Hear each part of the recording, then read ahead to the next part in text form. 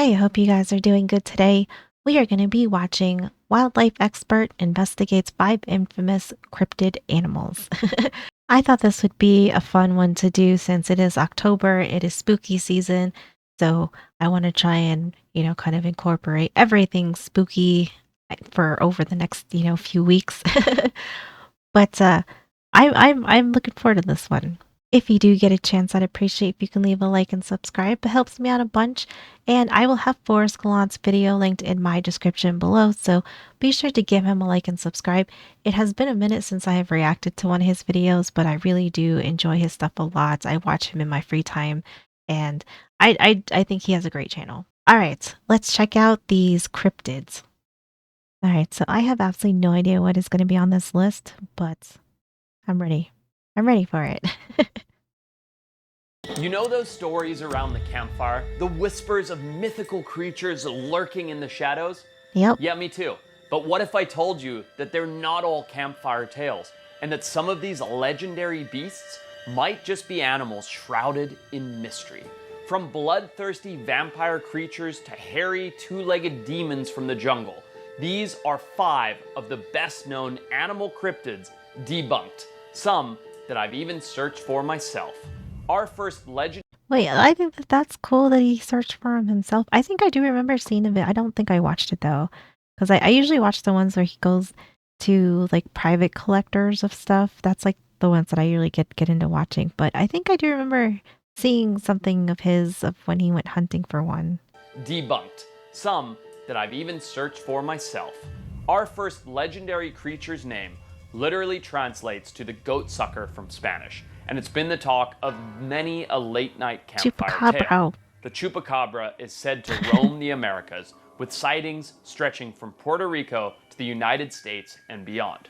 Picture this: a creature with thick, scaly, greenish-gray skin, sharp spines or quills running down its back, standing about 3 to 4 feet tall. Some say it moves in a kangaroo-like hop, adding to the mystique of its presence. Back in 1975, Okay, like this does set the premise for a great cryptid, though. I will admit that that is a great premise.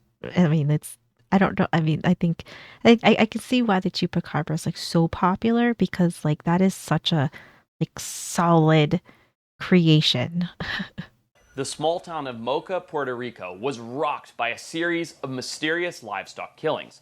Dubbed the Vampire of Mocha, these attacks set the stage for the chupacabra legend. Each victim, whether it be goat or chicken, was found with small circular incisions drained of blood. Spooky, right? Fast forward to March 1995, when the chupacabra truly made its mark. 8 sheep turned up dead in Puerto Rico, Oh, each with 3 puncture wounds to the chest and not a drop of blood left. that seems like a lot though. Eight, and maybe it was like a pack of bros, pack of chupacabras. With 3 puncture wounds to the chest and not a drop of blood left. Then, eyewitnesses started coming forward, like Madeline Tolentino, who claimed to have seen the creature in action amidst the wave of farm animal massacres. But the chupacabra wasn't content with just Puerto Rico.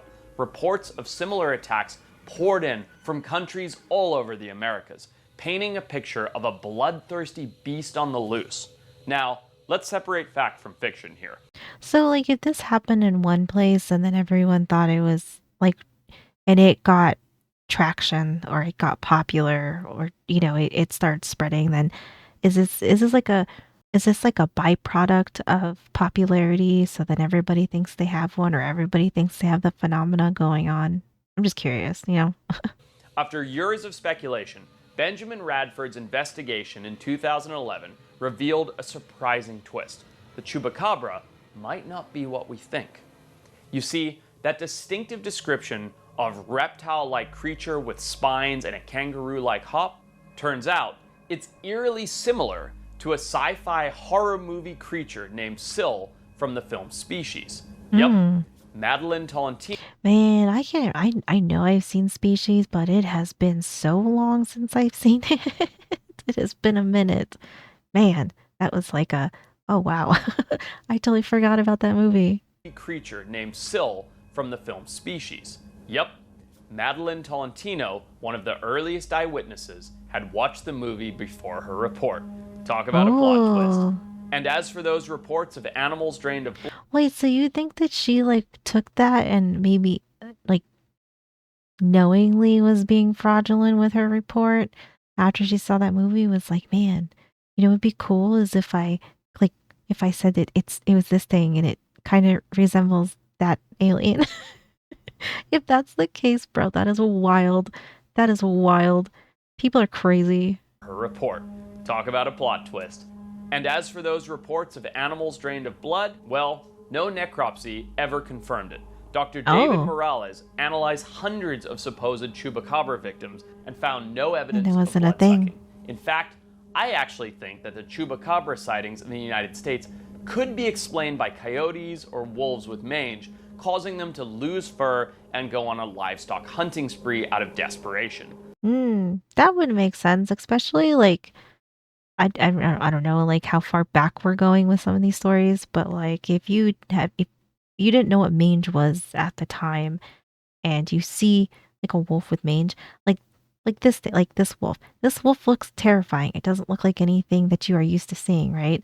So I could see it being misconstrued into like, oh my god, this is a monster, right? When it's really like it's mange. But like depending on how far back we're going, because I feel like that's like kind of like a thing for some monster lore, I guess, is it's just like animals that had like some sort of like like disease or some sort of birth defect, deformation, something, and then everybody thinks it's like some wild and crazy monster, but that's not really the case either. So sorry, there's something on my microphone. But I do think that that can probably create quite the creature lore. And I mean obviously I think maybe there's some things that are more unexplainable, but this is actually like a pretty good take on this. I mean, this is kind of interesting. As somebody who doesn't invest too much into like cryptids and paranormal stuff, um I definitely love entertaining the idea of them. Causing them to lose fur and go on a livestock hunting spree out of desperation.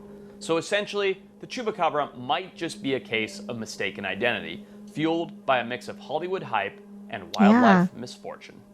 Up could next, be. we have something that I personally searched for, and you won't believe what I found. Also, like I'm gonna say, like with all of this, like this is not like a definite thing, and I'm not like, oh man, like I 100% believe him or I 100% believe the Lord.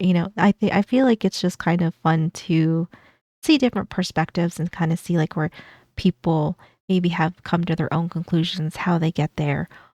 Whether you believe them or not, obviously, he has a different perspective of trying to, being like, oh, well, like maybe these things are these.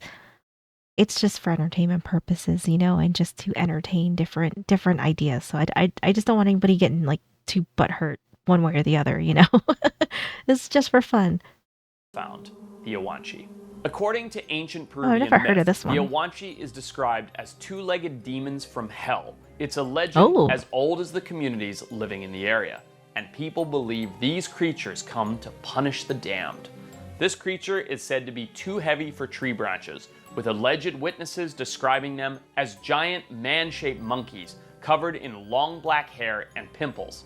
oh, this sounds very grotesque. This this one does not sound doesn't sound nice. It sounds a little stinky and covered in pimples. Oof. As giant man-shaped monkeys covered in long black hair and pimples. Yep, giant hairy pimple monkeys from hell. It's said to stand around 4 feet tall with thick, well-muscled arms and thighs and a short tail about 5 inches long. The Oh, so they're like kind of thick. Got it. thick, well-muscled arms and thighs and a short tail about 5 inches long. The Awanchi is reported to be a solitary animal, though some hunters have supposedly spotted them feeding alongside troops of spider monkeys. They mostly stay in the trees, but will come down to defend themselves, rearing up and charging on their hind limbs. Now, let me know if you're starting to pick up clues on what this could be. And although they sound dangerous, the Awanchi are reportedly entirely herbivorous, feasting on wild fruits and palm. In 2020, my wife Jess and I were actually contacted by a farming family in Peru who believed their livestock were being terrorized by the supposed Oh. Awanchi. Oh, did he go hunting for one in this one? Oh, I might have to go find this if he has a video for it, because I feel like that could be a pretty fun one too. Bordered by the Andes mountain range and the Pacific Ocean on the west, Peru is an enormous but very So remote pretty. country. It's more than 3 times the size of California. The farmer told me the Awanchi was descending from the Andes foothills and described it as a small, hairy, mythological man scaring his livestock. Now, when I hear reports like this, I try and immediately key out the list of possible suspects. Right. And for this case, the puma was at the top of my list. But get this, the farmer has seen tons of pumas before. They've even attacked his livestock, and he was absolutely convinced that it wasn't a puma. My wife and I also knew that it can't be a giant monkey coming and scaring his livestock, so we were left.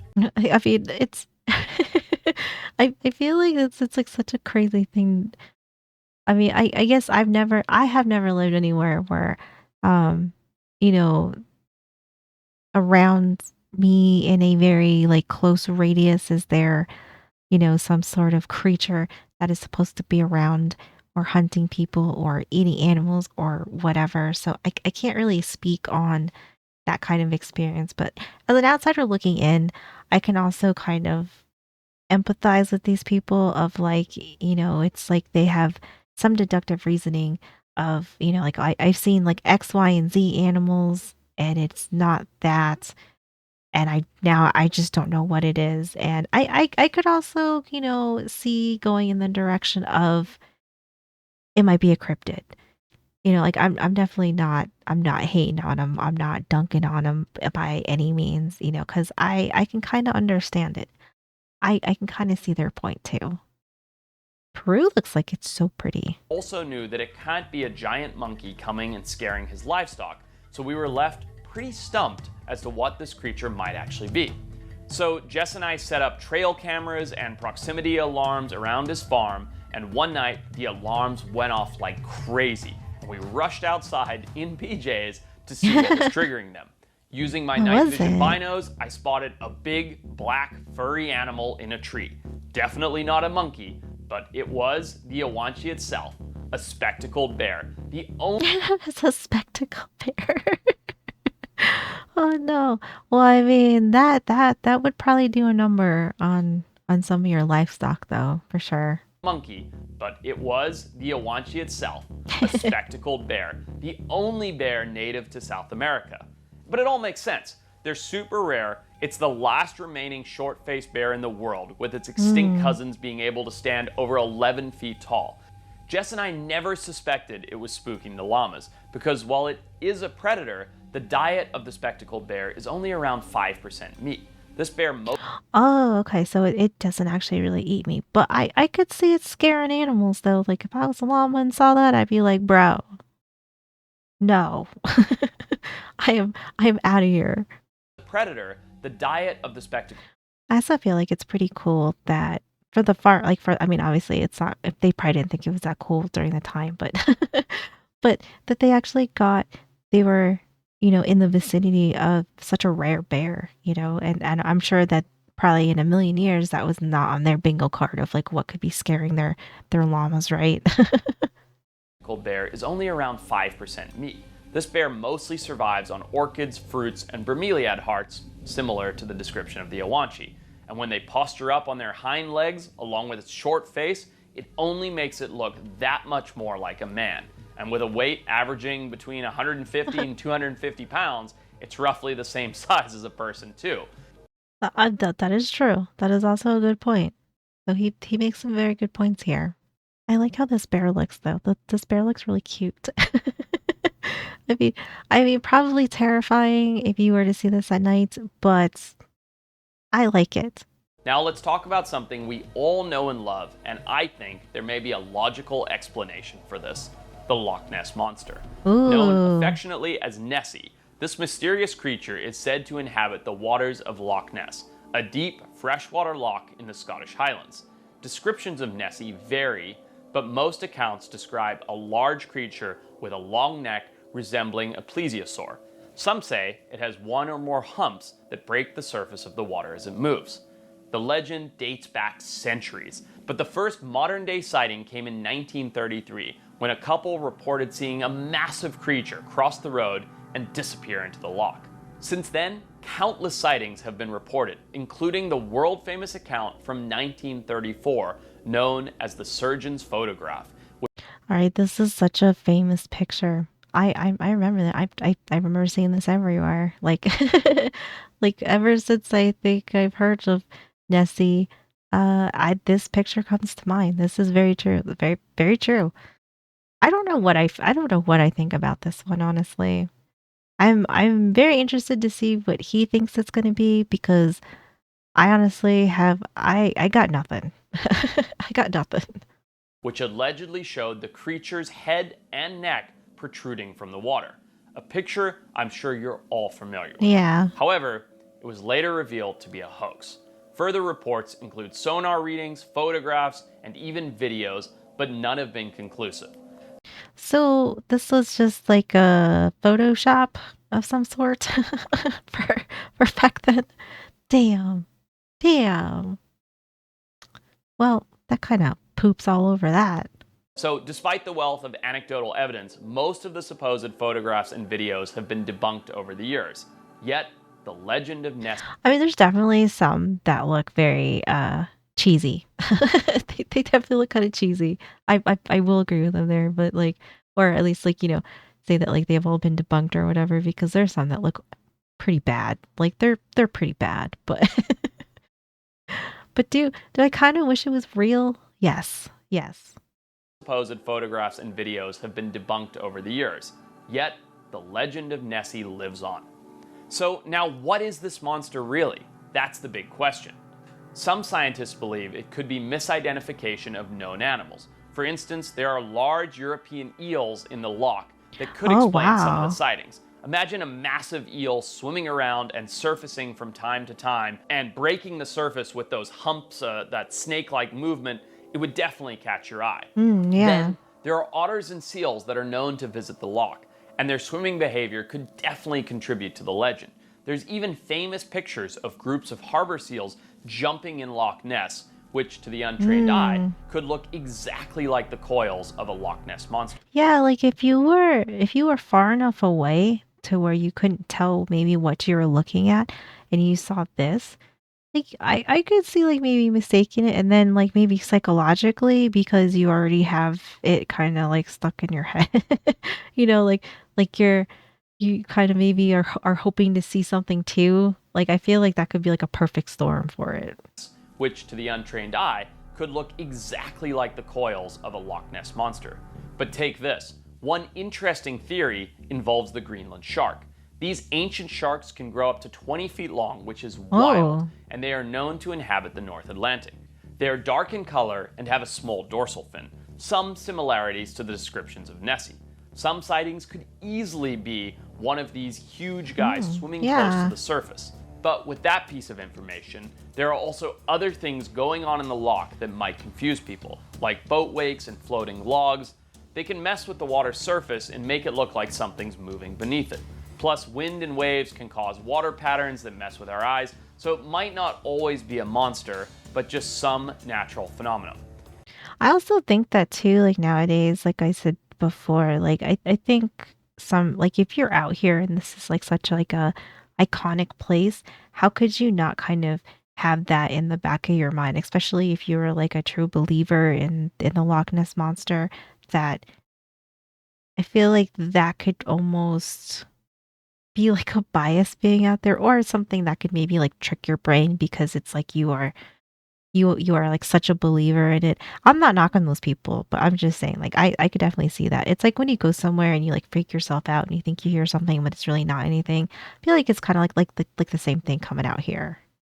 So it might not always be a monster, but just some natural phenomenon. As for the plesiosaur theory, while it sounds like a cool idea, it just doesn't add up. A creature that big would need to surface often to breathe, and we'd see it way more frequently. Mm. Plus, the loch is relatively young in geological terms. So, there is one other theory of the Loch Ness Monster that I absolutely love, and in fact, this is my theory. Wait for it, whale penis. Yep, you heard me What? right. So, we're gonna put up a picture on screen here, and you're gonna take a look at what Nessie looks like next to a Oh, whale penis. Yep. he actually might be onto something. As funny as that was, because that came out of like left field or something that I was not ready for, but he actually might be right. I know how ridiculous this sounds, but when whales are mating, they will often roll over and get their little puppy like red rocket that when you're a whale The is red pretty rocket. gigantic and it looks just like the Loch Ness Monster. I think that the most likely cause Mm. of the Loch Ness Monster sightings could be a young whale coming into the loch and getting a little randy with himself. You know what? I kind of like that. I mean, it's just something I this was not gonna. This is not the thought that I had. But I you know it did kind of it does look kind of like the photo.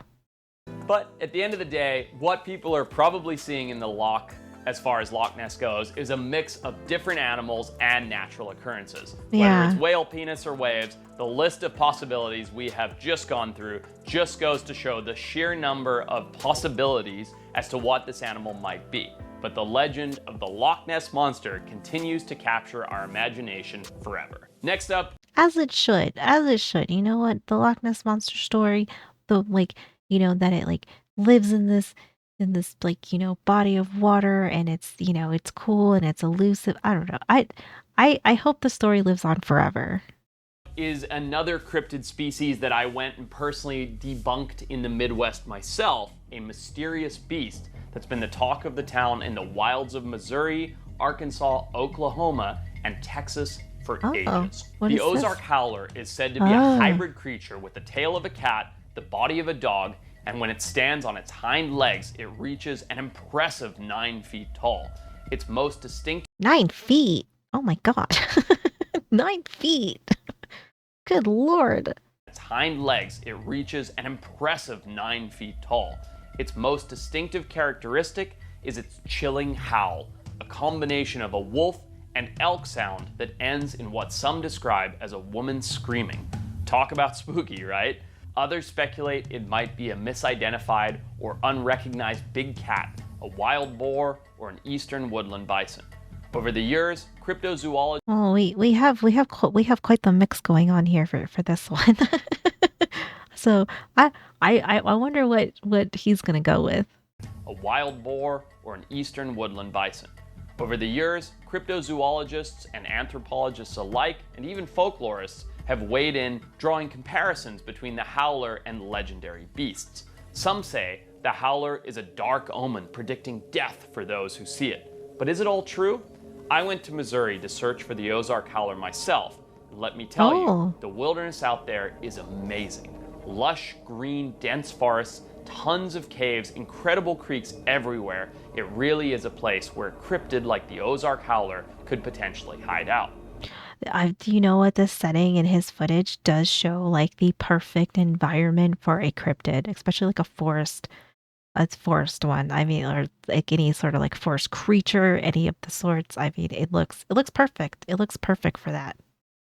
The locals there shared encounters that included a distinctive howl and musky smell, key Ooh, traits stinky. attributed to the howler.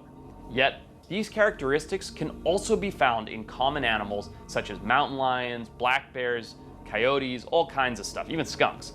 Then, the big reveal came when we stumbled upon a moonshiner who showed us a pelt and a skull his grandfather claimed were from an Ozark howler, shot in the 1920s. Upon closer inspection, we found that the fur matched that of a North American red wolf, a species that Oh, once roamed the entire southeastern United States. It's a critically endangered species, and currently, there are less than 20 known American red wolves left in the wild. there's less than 20. Oh my gosh. Oh wow.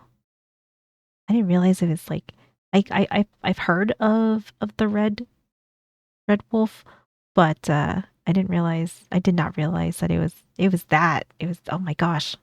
And currently, there are less than 20 known American red wolves left in the wild, occupying less than 1% of their original range, which explains how Right. such a rare creature could be mistaken for a mystery animal.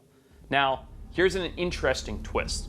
The moonshiners in the region have historically played a significant role in expanding the myth of the Ozark Howler. So, what would happen was, and the timeline.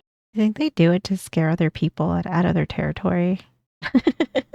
I mean, that would be a good way. Been like, hey, by the way, there's like this huge monster that will probably tear you to pieces on its hind legs. It's 9 feet. I'd be like, oh, well, maybe it's not worth it. Maybe this transportation's not worth it. Maybe it's not worth coming through here. In expanding the myth of the Ozark Howler. So, what would happen was, and the timelines for this really line up, which is kind of fun, you can see it on our Mysterious Creatures show, is during Prohibition, moonshiners would retreat to hidden areas in the woods. Now, if police Right. or trespassers were in the area, these moonshiners would actually come out of their huts and howl and try and perpetuate and build Oh, up this myth to scare people away from busting them. So, while also good. Also good move. Good move there. I actually kind of like that.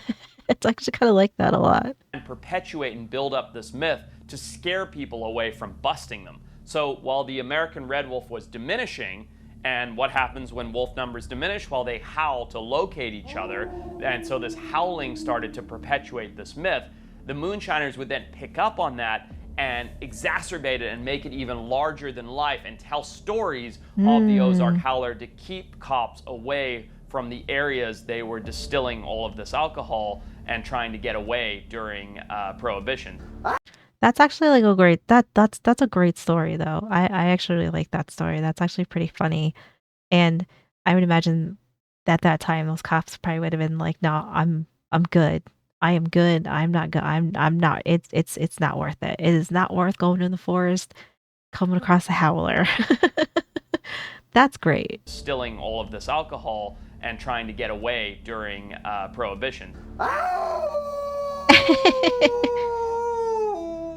So really, it's interesting how something that is founded in fact, like the fact that we know the American red wolf was being driven towards regional extinction and that it would start howling and become cryptic and weird to see, and that's likely what Daniel Boone shot at. When you couple that with perpetuating the legend and the myth as the moonshiners did to try and keep the police out, it really begins to take shape and support the idea Yeah. of this cryptid known as the Ozark Howler. And one thing we learned while we were there is that these moonshiners even use homemade growlers, is what they called them, which were devices made from buckets and strings that produced a chilling sound that really mimicked the description of the legendary howler's cry. So Oh, locals that's would hear these great. sounds in the woods and spread tales of the fearsome creature, amplifying the myth over time and perpetuate the story. But Yeah. sadly, the real animal, the American red wolf, was the one that suffered. So I actually think that that's pretty cool. Like I think that's like that's a great story. I absolutely love that one.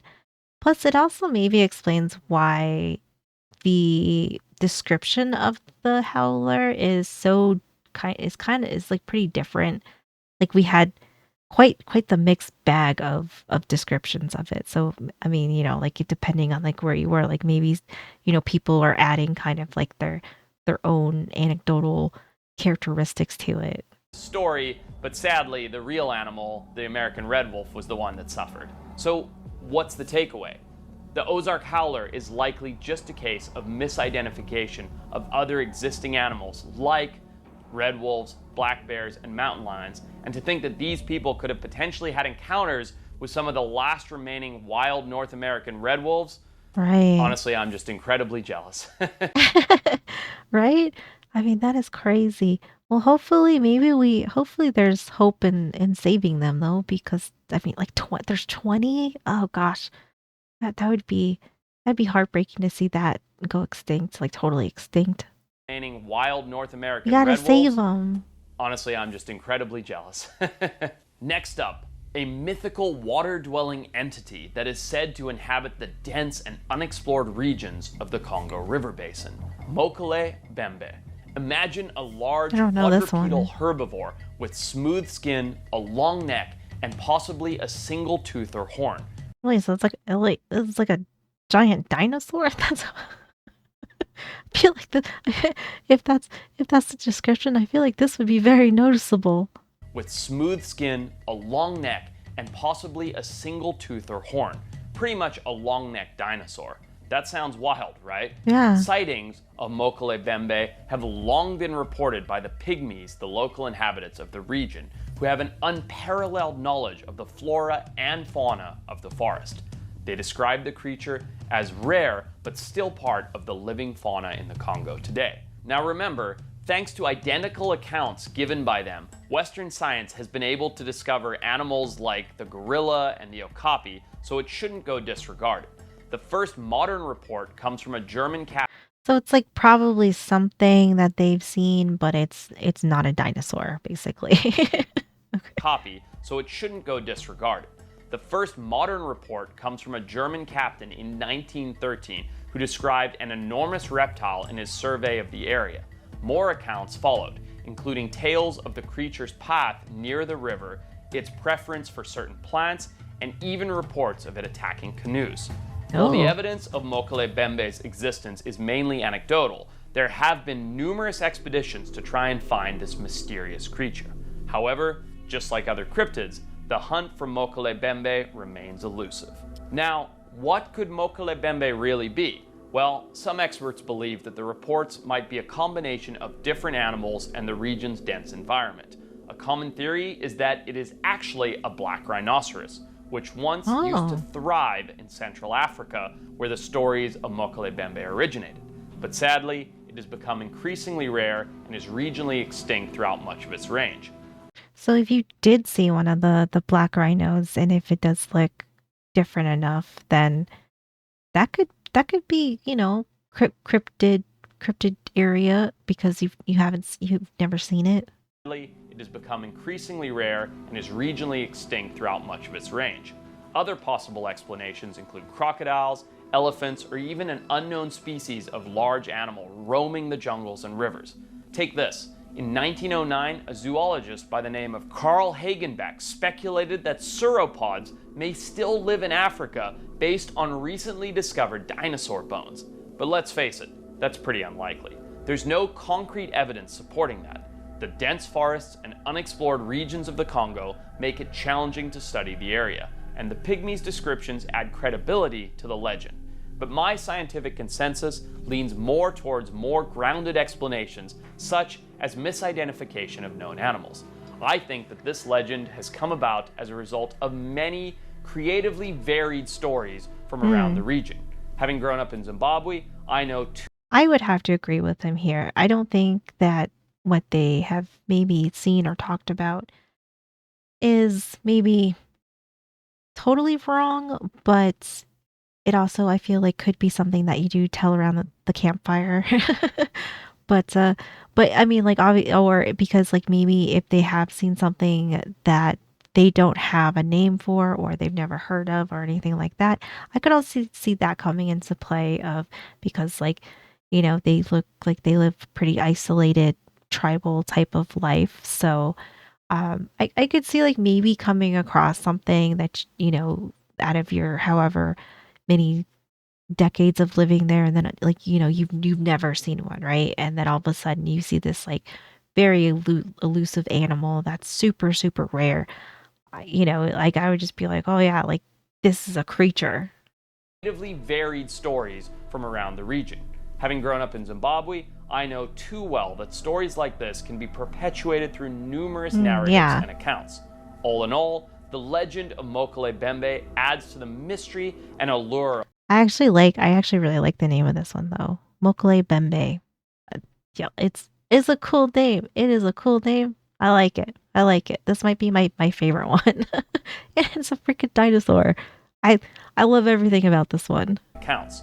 All in all, the legend of Mokele Bembe adds to the mystery and allure of the Congo River Basin. Whether it's a mix of different known animals or something entirely new, we may never know for sure.